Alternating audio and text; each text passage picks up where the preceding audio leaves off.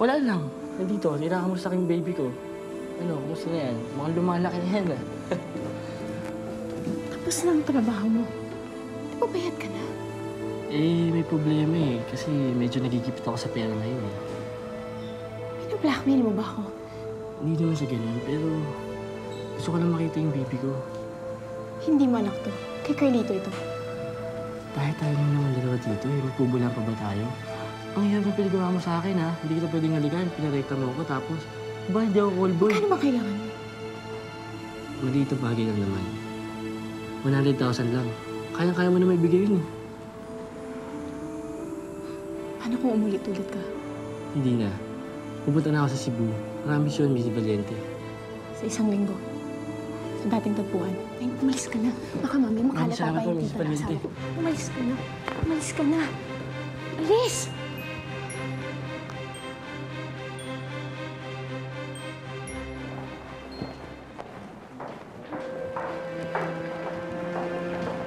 Senator Montemayor, Senator Maravilla.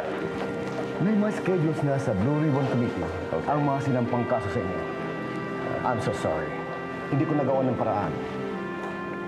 It's all right. We can't obstruct justice, can we? The only thing I can do is to schedule the hearing mga huling araw ng session. By that time, baka mas may urgent na dumating. I really appreciate that. By the way, natanggap mo na ba yung pinadala ko sa iyo mga files sa mga kumpanya ni Tomas Locsin? We're looking into it, Senator. Great reading. Siya nga pala. Kinukumusta ka ng inaanak mo sa States. Oh, hindi ba siya yung babakasyon dito? Sabihin mo siya, paddalan ko siya ng round-trip ticket para bisitahin naman ako. Sasabihan ko siya, Senator Montemayor. I'll see you. Hi, Elaine. Yes, Senator. Well, Yes, sir. Kukunin ko na lang po from Senator Maravilla yung pangalan ng anak niya at saka yung passport number po. okay, good. Sayang ang mga lupa ninyong nakatiwangwang dito sa San Dionisio. Puro prime commercial lots pa naman ito. Actually, Mr. Locsin, may nakausap na ako tungkol doon eh. Carlito, nagtatampo ako sa'yo. You should have talked to me. You were busy then. May honeymoon yata yung Tita Zarina. Oo nga, pero may pinadala akong LOI sa'yo through your Lola Romina. By the way, how is she? Actually, wala akong natanggap eh. She's doing good. Nagpapahinga nga lang ngayon. Alam mo, Carlito, dito lang sa San Dionisio, walang Locsin Mall. May lupa ka, may mall ako, we should be partners.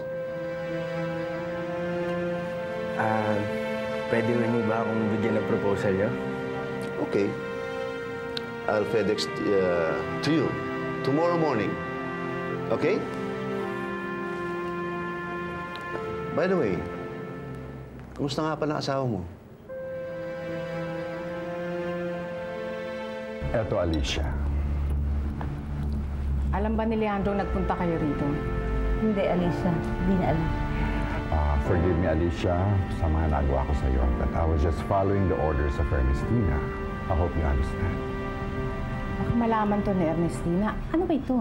I think you will find that very interesting reading. Yan ang mga titulo ng lupa na nakapangalan sa inyo sa Land Authority. Pero somehow, nakuha ng mag-inang Iluminada at Ernestina. Ba't hindi ito alam ni Leandro? Hi, Alicia. Maraming hindi alam si Senator tungkol sa ginagawa ng mag-inang Ernestina at Iluminada.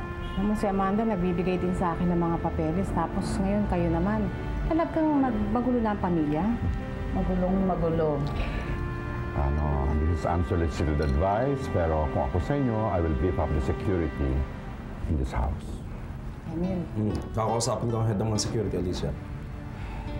kumusta na si Leandro?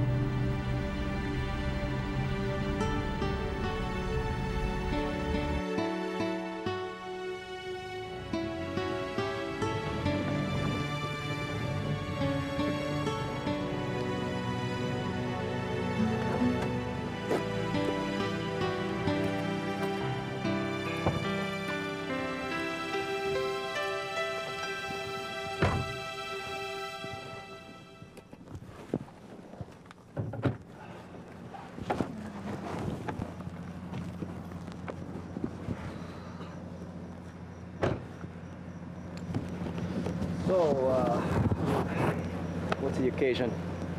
Wala. Why can't a girl take a guy out without any occasion?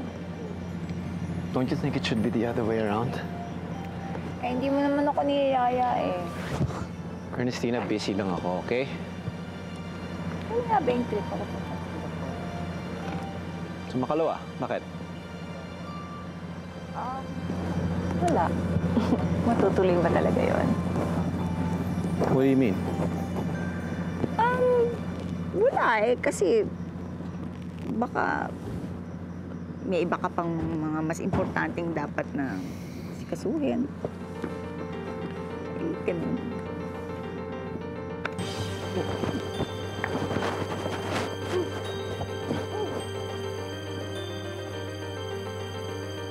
Diretso na po ba sa lugar, boss?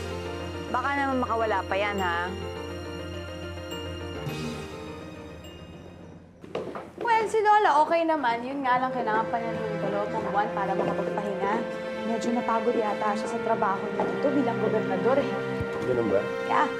Eh, baka kung bisita mo namin ni Phoebe sa States 1 month bago siya mga na. Oh, that's good.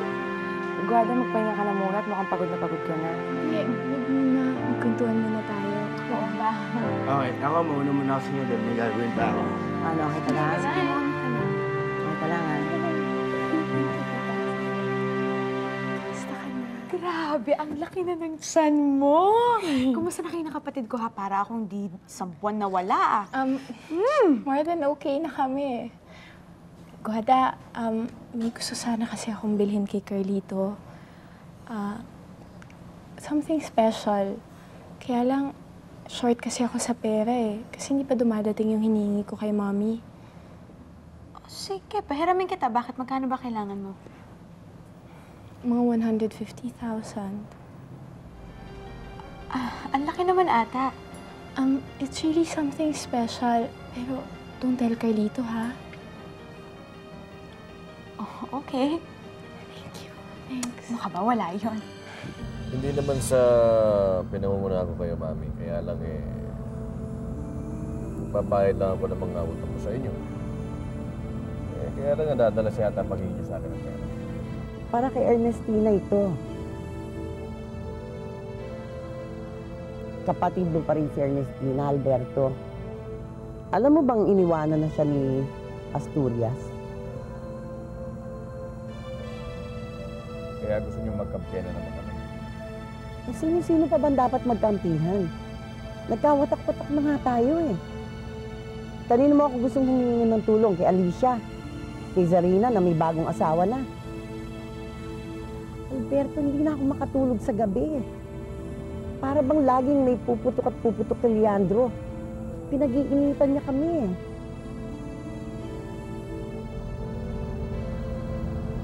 Hindi magsama-sama na tayo. Hindi malaon, yun na nga mangyayari, Alberto. Sino yan?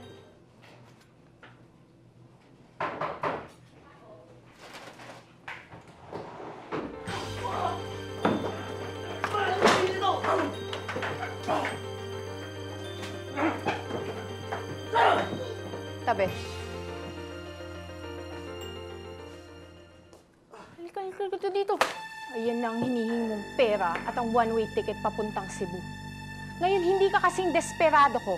Kaya't ito na ang una't huling beses ng pagbabanta mo sa akin. Pasalamat ka nga. Binuhay pa kita. Ha?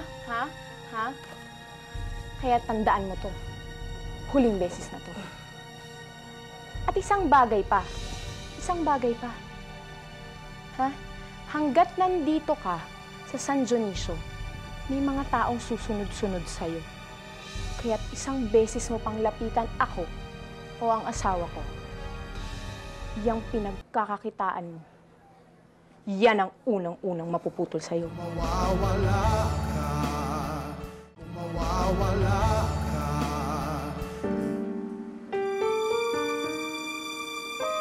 Studia, shut the door.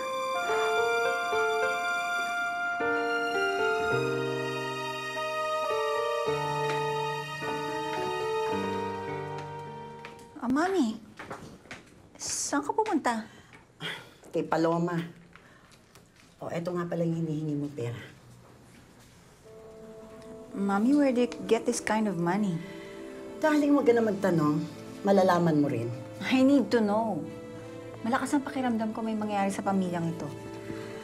Well, kung mangyayari ang kinatatakot mo may magsasalba sa atin, Ernestina. Kapamilya rin natin. Kaya magbayad-bayad ka na sa mga utang mo sa shipping lines, okay? Christina, Yes, Daddy. kailan mo maibibigay sa akin ng full financial statement ng Montemayor Shipping? In a week's time, Daddy. In a week's time. Kailangan nasa mesa ko na.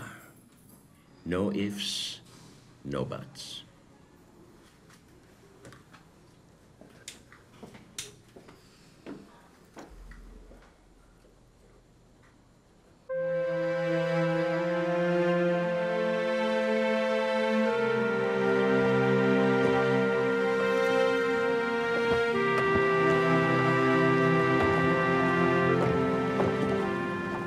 Hi, Mom.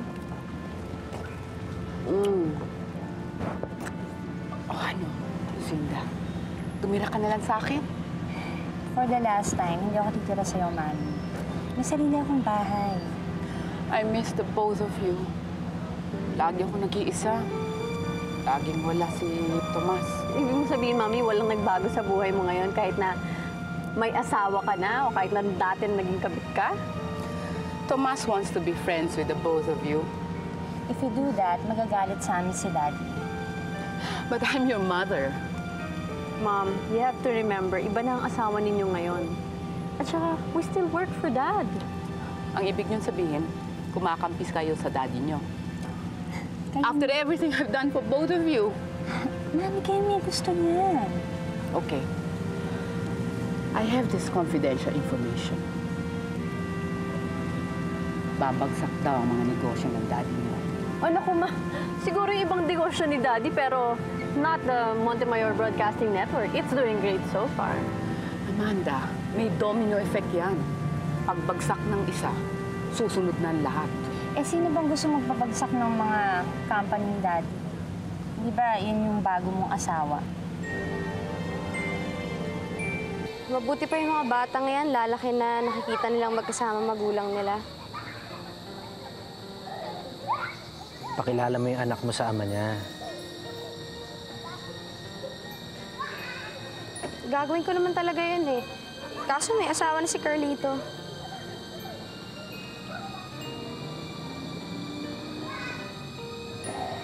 Tapos, buntis din yung asawa niya. Alam mo, Rosa Camila, kung ang lalaki tatanungin mo, kung ano ang mas matimbang, kung yung anak niya sa asawa niya, o anak niya sa ibang babae, mangingibabaw pa rin ang asawa. Hindi ko naman ipaglalaban yung anak ko eh. Gusto ko lang naman ipakilala. Eh, paano yung lolo niyan? Pakikilalan ba siya kay Senator Montemayor? Matagal na kami tinakwil ni Daddy. Akala mo lang yun. Walang lolong hindi lalambot pag andyan na yung apo nila. Sana nga. Ikaw, Rafael, kailan ka ba mag-aasawa?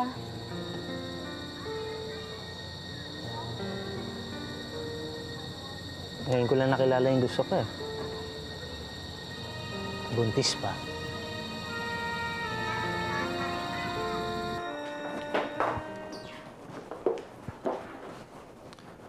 Tomas!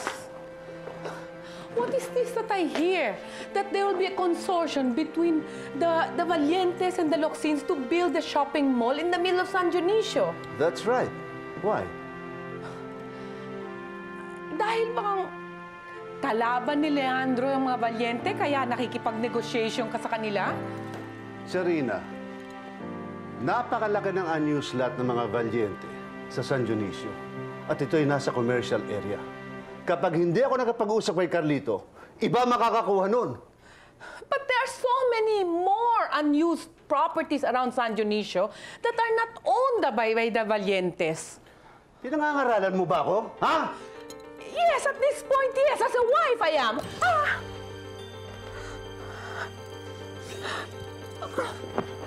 No one gets into my way. No one! Not even you! Asawa lang kita. And next time you contradict my business decision, hindi lang yan makukuha mo sa akin. Sabihin mo mga mates, nakakain ako. Magkasabay tayo. At huwag mo kong maaartihan!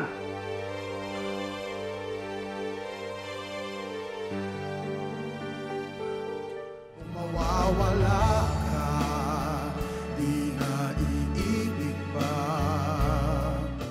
Mawawala ka, di na iibig pa. Oh, Carlito, ba't hindi ka pa matulog? Umakit ka na sa taas. Mamaya na po. Iniisip mo na naman ba siya? Honestly, hindi na nga eh. Si Lola ang inaalala ko. Carlito, this is your Tita Doris. You can tell me the truth. As if naman may pagkakataon pa na magkita kami ulit ni Rosa Camila. O yung magiging anak namin. Tsaka isa pa, napamala rin sa akin yung dinadala ni Phoebe. Eh, si Phoebe? Ganoon na rin yun. So, bale, hindi mo na mahal si Rosa Camila? Carlito, tumawag ako kay Rosa Camila at ang nakasagot yung Tita Angie niya. Wala lang, gusto ko lang mga musta. Eh, nabalita niya sa akin na may bago na raw manliligaw si Rosa Camila. Mas matanda sa kanya at magiging business partner nila dun sa tinatayo nilang restaurant. Carlito, kailangan ng lumigaya ni Rosa Camila. At kailangan niya ng lalaking magbibigay ng pangalan sa anak ninyo. O, Alicia, pakinggan mo, oh. Pero ang lumulubog na barko, papuntang Boracay. Marami na daw dinasagip ang Coast Guard. Kawawa naman. Oo nga, kawawa naman sila, no? Pero alam ba kung kaninong barko ang lumubog? Oh. Isa sa mga bagong barko ni Ernestina. Ha? Oo, ayan, oh. Kasalukuyang pilit na sinasalip ng pinagsamang Philippine Navy at Philippine Coast Guard ang mga pasahero ng lumubog ng Montemayor Creek. Ang isa sa mga bagong barko ng Montemayor Shipping na naglalakbay mula Maynila hanggang ibang panig ng Visayas. Oh, grabe. Kawawa naman mga tao.